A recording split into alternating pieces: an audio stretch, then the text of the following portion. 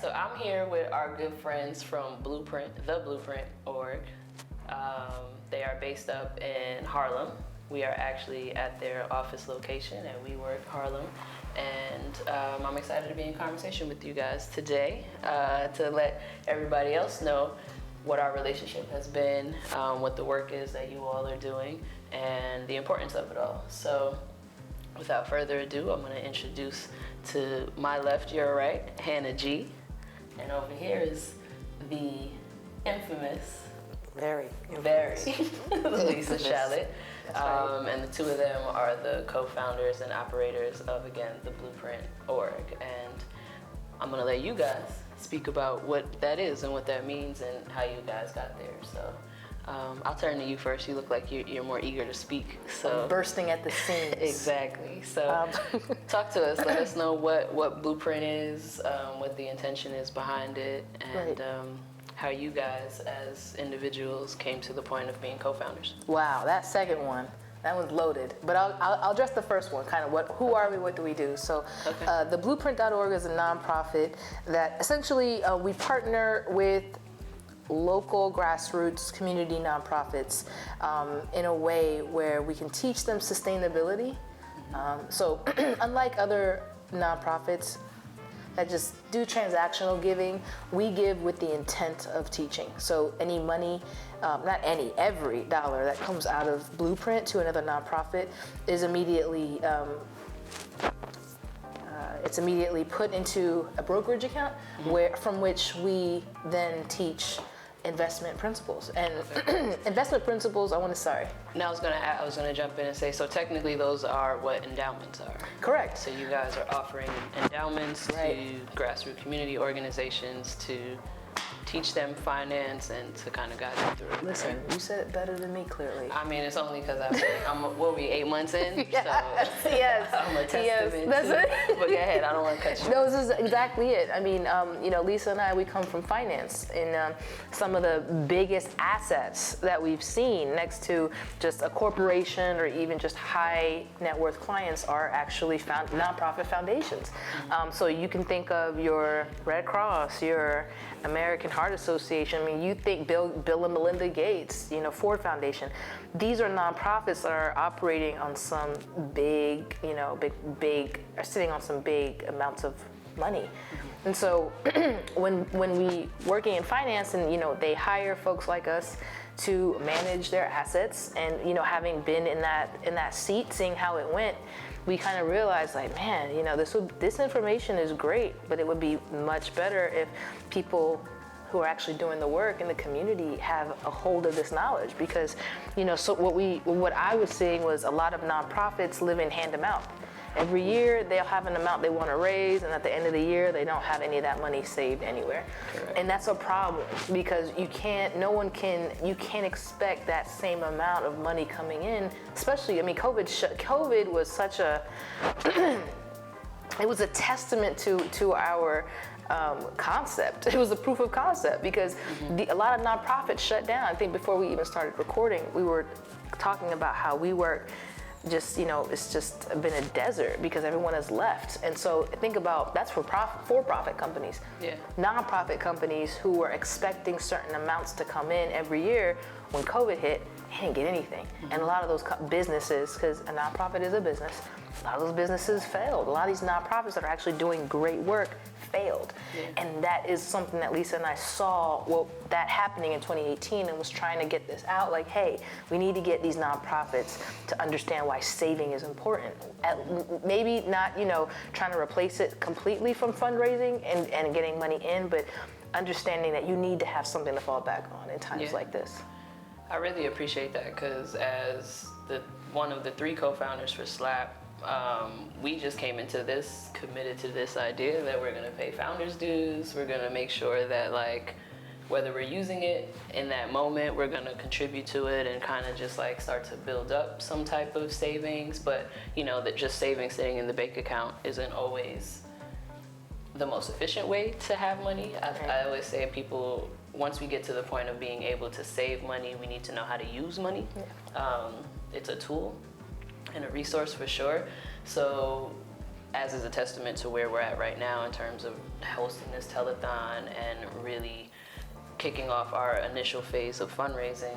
As an organization, we're really looking for operational and programming money and turning to the community for that, because we do think it is important for that recognition and intention and understanding to come from the community so that it can go back into the community. But like you said, there's all these other larger organizations, larger for-profit businesses that are in the markets making more money, growing their money, and using it in different ways. So when I was introduced to you and learned about Blueprint overall, I was just like intrigued, and then also just like in a pool that I'd never been in. So I very much appreciate just this idea and intention of bringing this understanding and this opportunity to nonprofits and other like smaller grassroots community-oriented spaces as well. Thank you. For sure. Thank you. How did you get to this on a personal front of wanting to start Blueprint and put the information that you have and the energy that you put into your work into this different field? Yeah, so look, I mean, I think like so many, things that, things are born out of pain, right? And finding things that are upsetting and confusing and just feel wrong, right? And that there's a better way. For me, Hanna and I came at, looking at the nonprofit world from, some different perspectives. And one of the perspectives that was really clear to me was that, there's a lot of, pretty despicable power dynamics that go on where nonprofits that are very dependent on annual fundraising for their operating budget very often try therefore to connect themselves to donors and even board members who may look and feel nothing like their cause, like their community, like their intended beneficiaries, but are drawn in because they may have access to resources. And that creates, some complex and very often unwanted dynamics that reinforce a lot of things that are already troubling in our society, not the least of which is institutional racism. And so, when Hanna and I came together, one of the things that we said we wanted to do is give, and I know it's going to sound ridiculous, but just give power to the people, right? And knowledge is power. And no, just let people in their own communities be self-driven, self-determined. And the way to do that is give them the skills, give them access to knowledge and skills that we have just by sheer dint of the jobs that we had, not because of anything else. Share that knowledge and allow them to see and to trust that they can use some of their money to make money. Yeah. Right? And at the end of the day, that's part of what sustainability is to not deplete your resources, right? So, if you build in a discipline in running your organization where, 20 cents of every dollar, for example, that you raise, you put that 20 cents into an account that can, grow by 5% because you put it in investments, that's 5% less that you need to raise the next year, right? So it's just sharing those principles and giving back and just, recognizing that so many nonprofits are just hampered by they don't know what they don't know. Yeah. And it can be crippling unnecessarily so. While you were speaking, I just immediately just had this inclination to be like, I just want your tips up front. Like, you just mentioned, like, this concept of putting 20% of your money away so that it can grow 5% of what you're expecting the year to come and that you already made the year previously. So each of you, like, give me a tip of, like, what is just a money saving, money generating, money working for you? Because we hear that all the time. Like, what's one of those tips and ways that we can start to even conceptualize that? Yeah, so I mean, I think one of the things that we try to spend time, with the organizations that we work with is, and it's a concept that's hard, but it's to try to teach them to think about their account as a balanced portfolio that has diversification. And most people think about investing, particularly when they're first learning, and they are attracted to, the knowledge that they've acquired about markets through the media, and there's this like casino aspect of, hey, I'm gonna make some quick money. Win big and get out. Yeah, and while, I'm not gonna deny the seductive appeal of that for a lot of people, one of the things we're trying to teach is, look, the way wealth gets managed so that it is sustainable is it's like watching paint dry. And that, the truth of what I do is watching paint dry. I try to tell people, resist your urges to swing for the fences. And Hannah and I have these jokes all the time because Hannah, is a big swinger for the fence sometimes in her personal account and picking stocks. But, what I try to do is balance it the other side and say, look, we're gonna watch paint dry. We're gonna own some growthy stocks, some stable stocks, some boring stuff, some bonds, and some just blah. And it's gonna go like this as opposed to like that. And the reason for that is that when things go like this, your emotions get involved, right? And when people's emotions get involved, they tend to make bad decisions because we're all tempted when things are going great to be greedy and want to hold on for that next extra dollar. And when things are going down, we're like in panic mode and we're like fearful and we want to sell. And that's the exact opposite of what you want to do. You want to sell when things are going up and high, and you want to buy when things are low and everyone's negative, right? And so the only way you learn that is by kind of making those ups and downs moderate. Lisa and I are very specific with the nonprofits we partner with. We're not just out here lending money, time, our name to just anyone.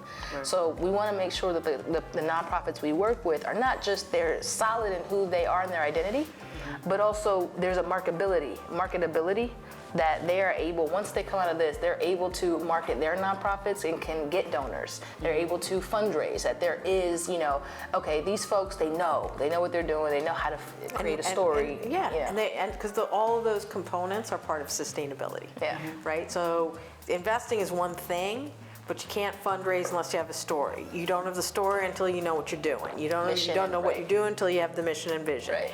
And once you have those things, they all start fitting together, and each one of them has a unique contribution to building that sustainability. Right.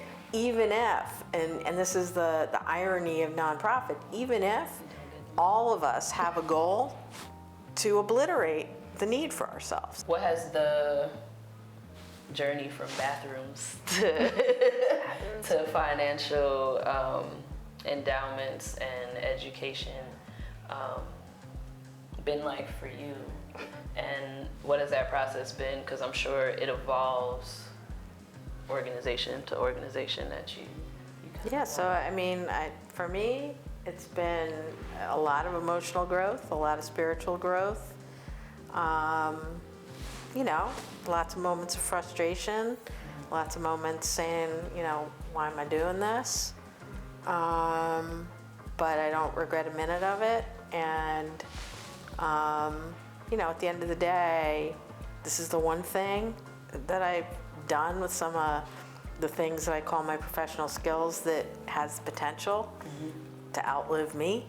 And that makes me happy because it's about purpose. And, I know that there's a lot of things that I do that fill my time, but they are not my purpose.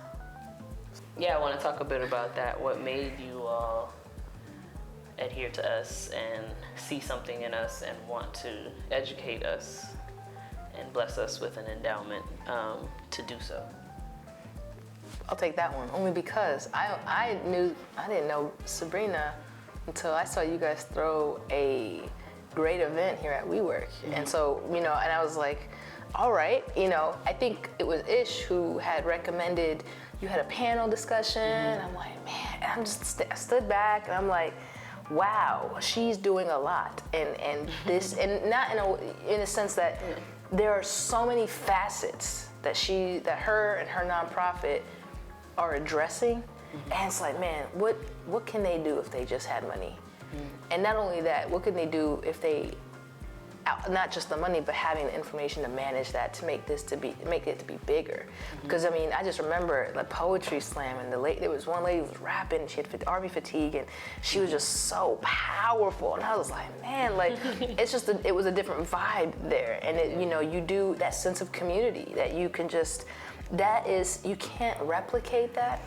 But if you have people that are dedicating to fostering that type of atmosphere, that type of community, especially in Harlem. I know y'all from Brooklyn, but Long Island, for me, I'm not a New Yorker. I was born in Ohio, so that was a powerful experience on many, many levels. Right. And I was like, man, we need to. I feel like they'll do a lot with this money, and that's how we target a lot of our nonprofits. So sitting down, what are they doing, and how beneficial, but just how much, where can this go? Where can this go if they just had a little bit of a push? One of the things I alluded to is that, when Hanna and I came together, we came together from a point of, feeling like there was a lot wrong with the nonprofit world. And there were a lot of things that were inhibiting its efficacy, and it's actually helping people, right?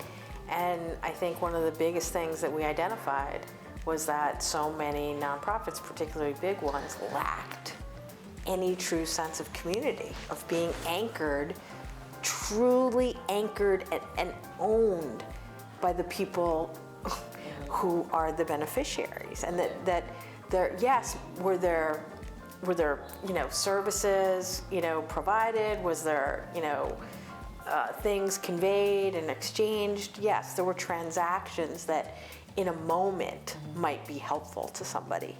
But, were enough of these nonprofits harnessing community, which are the real things that save people and help people on an ongoing basis, right? And so, when Hanna told me about you guys, and I heard from your own mouths, just community, like that's a key word for me, because I think that that's really what is lacking in so many people's lives. Especially in New York, a sense of belonging. It is rough. No, a sense of belonging, a sense of safe space, a sense of, that there is a reason for all of this, and that we are connected, and reinforcing that it is all of us together. So it seemed like you guys were fostering that you had put words to things that I felt, and so it resonated for me. I know you said you had a surprise for us, so right. So I've been anxious. I didn't want to hop straight into it, so I think we're enough of the way in. Are we in there? Yeah, I think I could ask you guys now what the surprise is. So surprise. Well, I'm gonna call it surprise. Well, we know that you guys are having this telethon, telecast. You're having a fundraiser. Whatever we want to call whatever we want to call it. But we are raising money. Yeah, on Saturday. And so, Lisa and I unfortunately won't be able to make it. It breaks our hearts. I'd already planned for that time. But, we know that you guys have a goal of 25,000. And so we were like, all right, so what are we going to do? And of course, you're also pupils of ours in our program. Forever students. There we go. So, should I do it, Lisa? Go ahead. Do you want to exchange every other word so that we could be a team? Okay. You go. So what we wanted to make a commitment to, right? Because we are committing that we are going to do a match for match up to $7,500. I like that. So we're out here trying to raise 15 grand of your 25 goal. All right, there, buddy. Now, here's the kicker, because Kick me. You like kicking under the table. There you go. I do. Now you call me out, so I can't even do all these. That's all right. Just gotta kick you now in the face, like for everyone. But so the kicker here is that there's a dollar for dollar match, but you know how we're all about endowments. Sure. So we are just, you're able to take out 2,000 of that 70, if the match, up to 2,000, the rest is going into your endowment. Okay. So that is. I dig that. you're like clenching your teeth. like negotiate. I'm like, how about the make it an Flip even it. 5? No, even 5 is $2,500. But But y'all gonna get it all in April. There you that go. works. That works. So Yeah. go ahead. So yeah, that is going to be a dollar for dollar match up to $7,500, with 2,000 of that match as an option to be received as a lump sum, and the remainder, assuming you reach 7,500, 5,500 going into the endowment. So yes, that being said, we need you all to tap in with us today. Call your friends, call your mamas, go in the kitchen right now, warm up those leftovers so you don't have to buy a meal today. Use that Give money us that you would have $1. otherwise used for the meal today that you're eating from the Thanksgiving leftovers to go ahead and put that in the bank. You heard it from Hanna G. He's about to rap. I can't rap. She was like, that sounds like a whole jingle, Hannah. I can't do that. I can't be rapping out We're not here. in the jingle business. We're in the finance business, Hanna. We just talked about that. But no, seriously, thank you so much. That just boosts my confidence in just knowing, again, we're doing the proper work and we are in the proper circles and communing with the right people. So I thank you guys for putting your faith in the work that we do in our community as well. And let's get this Let's get it donation done. going. So we already Get it have a large sum of it potentially covered if you all show up for us as well. So thank you for getting us closer to that 25K goal. 25K In a day. in a day. But we have some like pre-donations that we're welcoming from people too. So There we go. We do have some. We Good. got some dollars for y'all to match already. All right. We're almost there. All But All right. keep it staying coming. tuned in. Yeah, stay tuned in with us today. We'll be talking with a lot more people, a lot more doers, healers, artists in the community, or other organizations in the community. Learn about the work we're doing. Learn about the people that the work we do impacts and touch. And yeah, let's get this going. Let's get this shmoney. Let's I get like this shmoney more than shmoney. money. Got more swag to it. Yes, it does.